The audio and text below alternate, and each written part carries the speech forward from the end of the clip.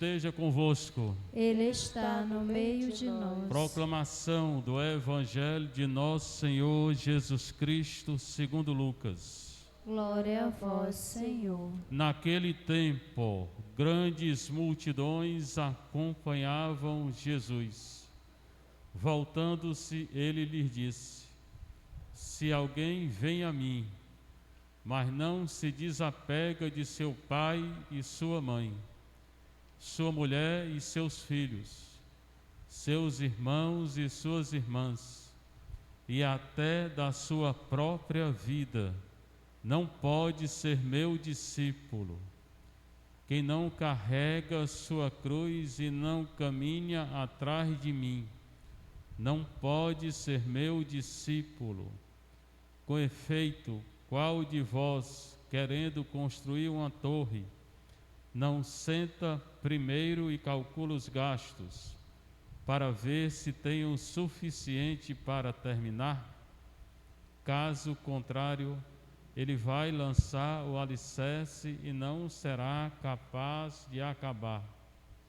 E todos os que virem isso começarão a caçoar, dizendo: este homem começou a construir e não foi capaz de acabar. Ou ainda, qual rei que ao sair para guerrear com outro, não se senta primeiro e examina bem se com 10.000 homens poderá enfrentar o outro que marcha contra ele com 20.000? Se ele vê que não pode, enquanto o outro rei ainda está longe, envia mensageiros para negociar as condições de paz.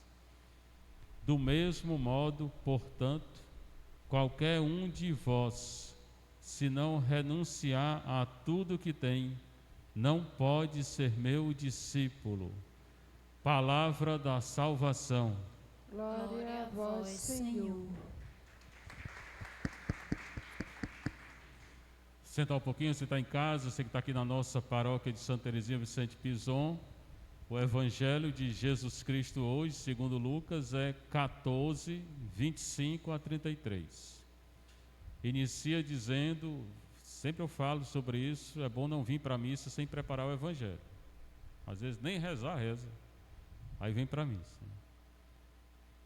Devia ser proibido vir para a missa sem preparar o Evangelho. Naquele tempo, hoje, agora, na hora que é anunciada a palavra de Deus, acontece no coração que acredita. Grandes multidões acompanhavam Jesus. Onde Jesus está, estão essas grandes multidões. O que elas querem? Ser curado, que o Senhor tire o Satanás. Ou do mesmo jeito hoje. As pessoas correm para, quando vem o padre da cura, é 1 milhão no aterro. Depois fica do mesmo jeito. Aí eu me pergunto, para quê? Se é para ficar do mesmo jeito, não vá não, fica em casa, tem muito sol. Vai adoecer, você vai adoecer. Se é para você melhorar em alguma coisa, tudo bem. Vai ficar do mesmo jeito, fica em casa, vai perder o dinheiro do ônibus, do trem, vai perder tempo. A maioria só vai para isso, assim. Parece que é o Deus só da cura. Tem padre que só fala nisso também, né? É o Deus da cura. Não é não. A principal cura é a confissão. Uma confissão é mais importante que qualquer cura material. Se Deus quiser, ele cura. Mas a confissão é mais importante. A conversão é mais importante. Mas o povo não entende. É a mesma coisa que acontecia na época de Jesus, acontece hoje, né? Então essas multidões, elas querem só cura, que Jesus expulse o demônio e depois vão embora, vão para casa. Se é para isso, eu vou rezar para você não ser curado, a partir de hoje, né? Vou rezar para não ser curado. É melhor você se converter, né? Porque se a cura é para lhe afastar de Deus, é melhor não ser curado. Grandes multidões acompanhavam Jesus. Grandes multidões. Voltando-se, ele lhes disse: Aí Jesus se volta para a multidão e vai ensinar a multidão coisa muito pior do que eu estou dizendo aqui. Vamos ver se hoje a multidão entende, né? Se alguém vem a mim, né, querem a Jesus, não foram lá, né? Se alguém vem a mim, mas não se desapega de seu pai e sua mãe, quer dizer, que bota o apego do pai, da mãe, da família superior a Jesus, muita gente faz isso, de sua mulher e de seus filhos, de seus irmãos e suas irmãs, e até da própria vida, coloca a própria vida acima de Jesus, né? Procura sempre o que é melhor para si, sem pensar em Jesus, não pode ser meu discípulo. Então pronto, daquele 1 milhão que estava lá, quem é que pode ser discípulo? 2 ou 3, né? Porque tem que se desapegar do pai, da mãe, da mulher, dos filhos, dos irmãos, das irmãs e até da própria vida. Não pensar só em si, né? Pensar no que Deus quer. Não pode ser meu discípulo. Estão todos se enganando. Muita gente está se enganando. Pode ser discípulo de Jesus, não. Se não se desapegar, não é discípulo de Jesus. E você não está na igreja para fazer a sua vontade. A maioria vem e fica do mesmo jeito, né? Você não está aqui para fazer a sua vontade, nem eu. A gente está aqui para fazer a vontade de Deus, né? Quem não carrega a sua cruz, muitos não querem carregar a cruz, né? Às vezes vai para pedir isso, para que Deus tire a cruz. Se tirar a cruz, você não vai para o céu, porque não entra no céu sem cruz. Ninguém entra no céu sem cruz, né? Quem não carrega a sua cruz, aí vem muitas vezes reclamar da cruz, né? E não caminha atrás de mim, não pode ser meu discípulo. Então, primeira coisa, você tem que carregar a sua cruz. Estou falando da cruz que a gente vai atrás, não, porque tem cruz que fui eu que carreguei, né? Que eu fui atrás, carreguei, não, que eu fui atrás para mim. Embora essa aí, se você depois entregar a Jesus e pedir que Ele ajude, também vale. Mas eu estou falando da cruz que Jesus manda, que normalmente ninguém quer carregar. Aquela cruz que você reclama, é essa aí mesmo, você tem que carregar, né? E não caminha atrás de mim, que vai na frente a Jesus, não é você. A maioria também não entende isso. Eu quero Jesus, meu Deus do céu, meu corpo está queimando aqui de amor, não sei o quê.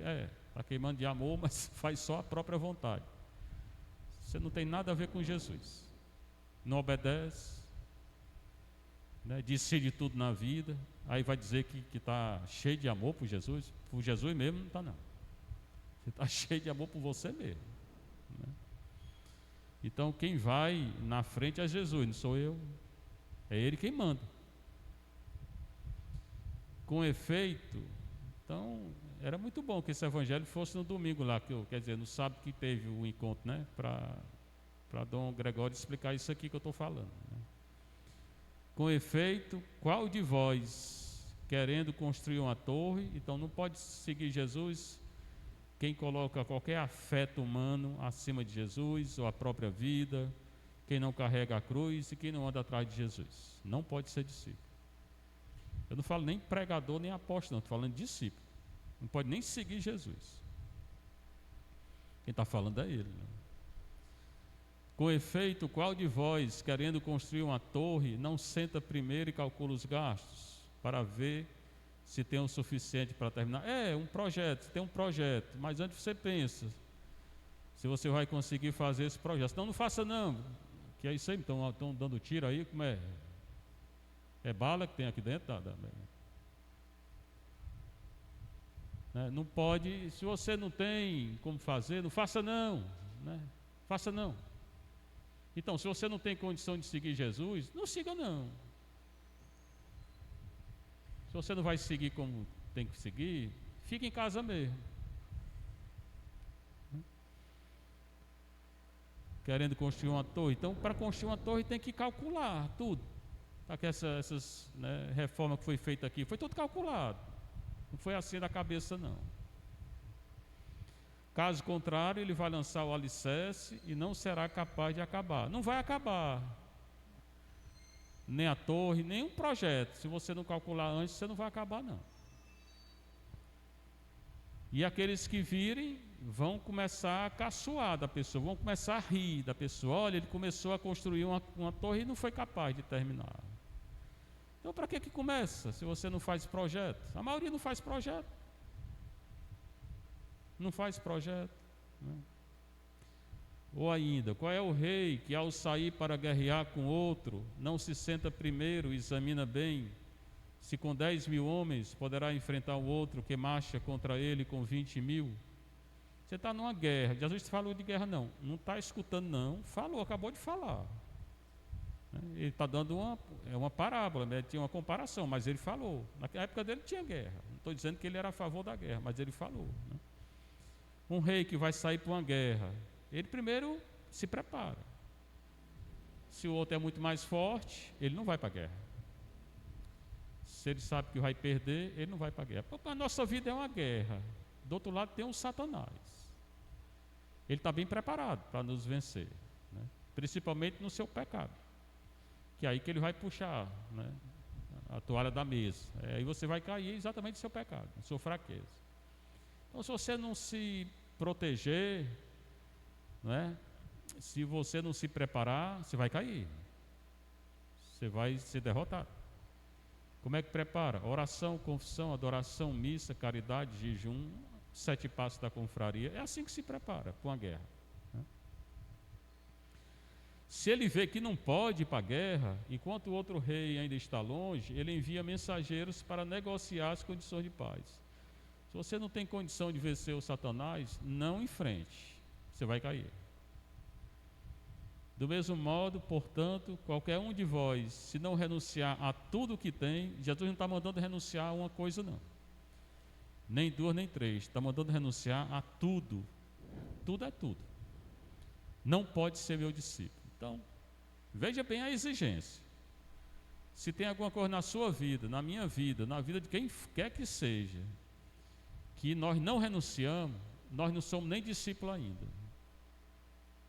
Aí eu pergunto, quantos discípulos tem na terra? Pouquíssimos. Quem é que renuncia a tudo? Pouquíssimos. Por isso que as pessoas não crescem espiritualmente. Fica do mesmo jeito.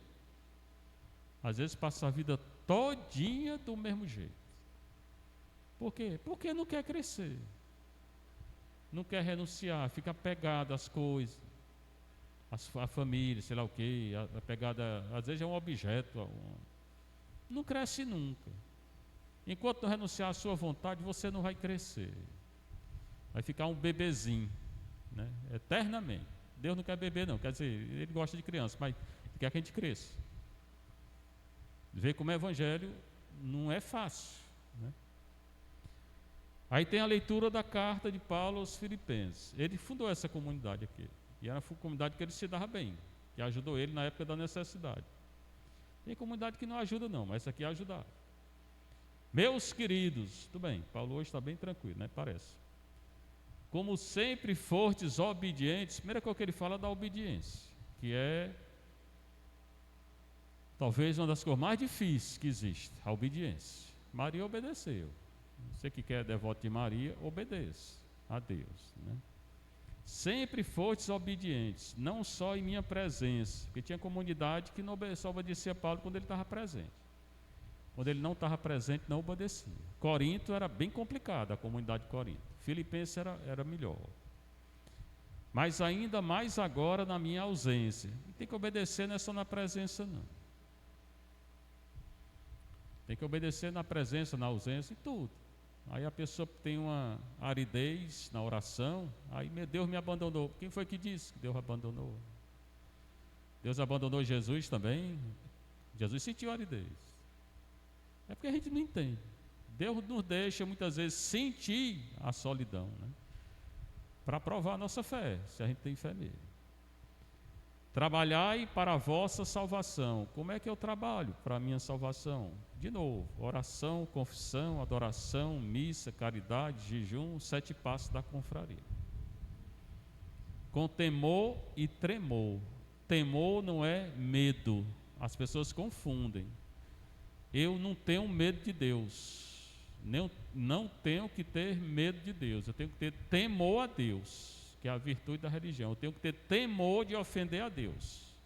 É esse o temor. Temor de pecar, não medo. Temor, para não ofender a Deus. As pessoas confundem temor com medo.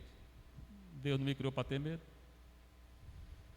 E tremor, né? Quer dizer, fazer tudo para não pecar. Nós estamos ainda até o dia 8. A igreja nos dá condições de conseguir indulgência plenária, visitando o cemitério, rezando pelo Santo Padre, confessando durante o período de 8 dias e comungando. Aí nós libertamos ou podemos libertar uma alma do purgatório, né? E desde que a gente prometa não pecar mais e se arrependa do que fez, completamente. Pois é Deus que realiza em nós tanto querer como fazer. Tudo que existe em mim é Deus quem faz. Tudo é graça, né? Olha como essa frase é importante. Realiza em nós o querer e o fazer. É Deus que coloca dentro de nós a vontade de fazer e é Ele quem faz. Porque se eu não tiver vontade eu não vou fazer. E a vontade de quem deu foi Deus. Então pronto. É claro que eu tenho que caminhar e fazer, mas é Deus que está fazendo em mim.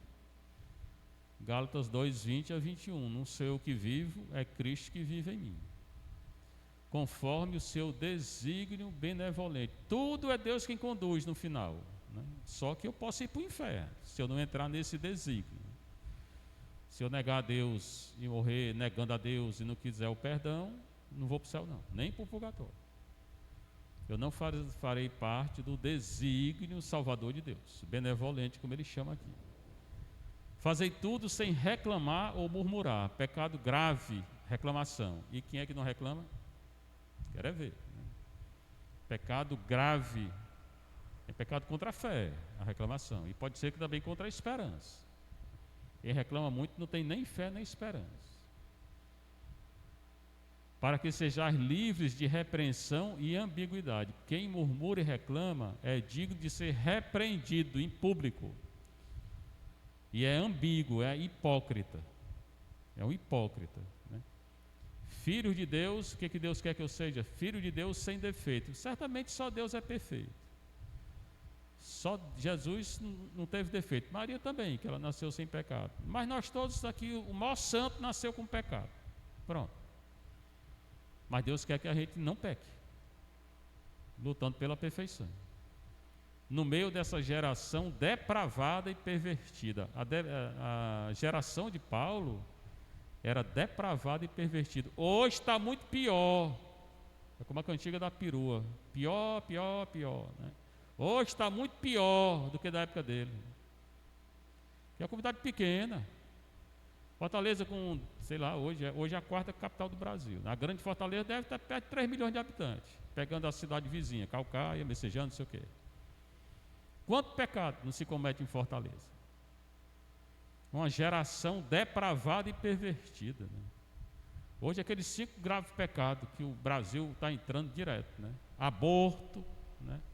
União civil de pessoas do mesmo sexo, ideologia de gênero, botando besteira na cabeça das crianças. Fora o divórcio, né? Porque o divórcio ninguém fala mais. E casar com o outro é pecado também, né? Legalização da droga, eutanásia. E no dia 31, negócio de bruxa, Halloween. Negócio de Halloween. O que é Halloween? Os colégios, tudinho que Fortaleza agora, estão botando negócio de Halloween. Fantasiando os meninos de bruxa. Bruxa é a mãe que faz um negócio desse. É. Pecado grave. Grave. Aquilo ali é o Satanás. Você está botando seu filho para ser parecido com o Satanás. Então, bruxa é a mãe e o bruxo é o pai que deixa um filho se vestir desse jeito. Bruxo e bruxa, o pai e a mãe, que faz um negócio desse, né? No meio dessa geração depravada e pervertida, na qual brilhais como os astros da... É porque é brincadeira. Brincadeira de quê? É brincar com o Satanás? Pois brinque. No meio dessa geração depravada e pervertida, na qual brilhais como os astros no universo. Nós temos que brilhar e não se misturar com essa geração aí, que está nos colégios aqui, né? Mas não quer brilhar, não quer ser. O astro hoje é quem peca mais, é a Madonna, não sei o quê, ainda usa o nome de Nossa Senhora. Quando ela morrer, ela vai ver o que ela procurou para a vida dela. Aí fica influenciando as crianças e os jovens, com uma vida pervertida. Esses astros aí é uma vida pervertida que eles têm. Acha para nós é Maria, Jesus, são os santos. E não essas coisas que inventam. Conservai com firmeza a palavra da vida. O que importa é a palavra da vida, que é Jesus. Ele é a palavra. Mas mais uma vez eu insisto, faz 9 anos que eu falo. Se a gente não lê a palavra, como é que tu quer ser curado, liberto? Se não tem tempo, não tem 5 minutos do teu dia para ler a palavra. Eu tenho que seguir exatamente por isso que o católico não lê a palavra, que aceita essas besteiradas todas. Não tem fundamento. Não tem nem como contestar, porque não tem nenhum fundamento. Os crentes leem, mas só que a palavra veio de nós, não veio deles, que a igreja veio de nós. Conservai com firmeza, e é firmeza a palavra da vida, a Bíblia, e Jesus, que é a palavra encarnada. Assim, no dia de Cristo, quando Ele voltar, terei a glória de não ter corrido em vão. Paulo está dizendo, fui eu que fundei vocês, eu fundei essa comunidade, eu lutei por essa comunidade. Paulo pregou, do jeito que eu preguei aqui 9 anos, né? Estou pregando ainda, até quando Deus quiser, né? E ele está dizendo que ele não correu em vão, quer dizer, porque deu fruto lá na comunidade. Aqui pelo menos, se eu tiver, já tem muito fruto aqui, mas pelo menos 2 mães me disseram que não deixaram o filho ir para o Halloween, que eu falei, né? Já estou muito feliz, a maioria deixou. Pois não deixe não, porque o colégio vai te obrigar, não deixa o menino ir e acabou. E diga para ele que não é de Deus, simples. Explique para ele, uma besteira inventada nos Estados Unidos que tem nada a ver com a nossa cultura aqui. Terei a glória de não ter corrido em vão, nem trabalhado inutilmente. Ele não correu em vão, nem trabalhou inutilmente. Desde que ele vê o fruto na comunidade. E ainda que eu seja oferecido em libação, ele está sendo oferecido em libação, ele está preso, ele vai morrer, vão cortar a cabeça dele, porque ele falou a verdade, né? No sacrifício que é o sagrado serviço da vossa fé. A nossa vida tem que ser um sacrifício. E não só coisa boa, só que a gente procura o bem bom da vida, só quer sempre a coisa boa, só para nós. A nossa vida não é isso não, é sacrifício. Ler a palavra de Deus todo dia é sacrifício. Rezar 3 horas por dia, todo dia é sacrifício. Rezar sem vontade é sacrifício. Mas é exatamente isso que você tem que fazer. Reza só quando quer, vem para a missa quando quer, aí não sei o quê. Cadê o sacrifício? Jejua quando quer, se é que ainda jejua. No sacrifício que é o sagrado serviço da vossa fé. Quem salva, aquilo que nos salva é a nossa fé. Fé em Cristo ressuscitado. Fico feliz e alegro-me com todos vós. Essa comunidade dava alegria a Paulo. Corinto não. Na segunda carta aos Coríntios a gente vê bem claramente que ele tem dificuldade com a comunidade de Corinto. Vós também alegrai-vos pelo mesmo motivo e congratulai-vos comigo. Ele pede à comunidade que se alegre também. Mas Paulo plantou o evangelho, né? E ele exortou a comunidade para que dê fruto. A obrigação do padre é pregar e exortar. Aquilo que está certo fica, o que está errado não vai ficar não. Seja louvado nosso Senhor Jesus Cristo. Para sempre seja louvado em nossa Mãe Maria Santíssima.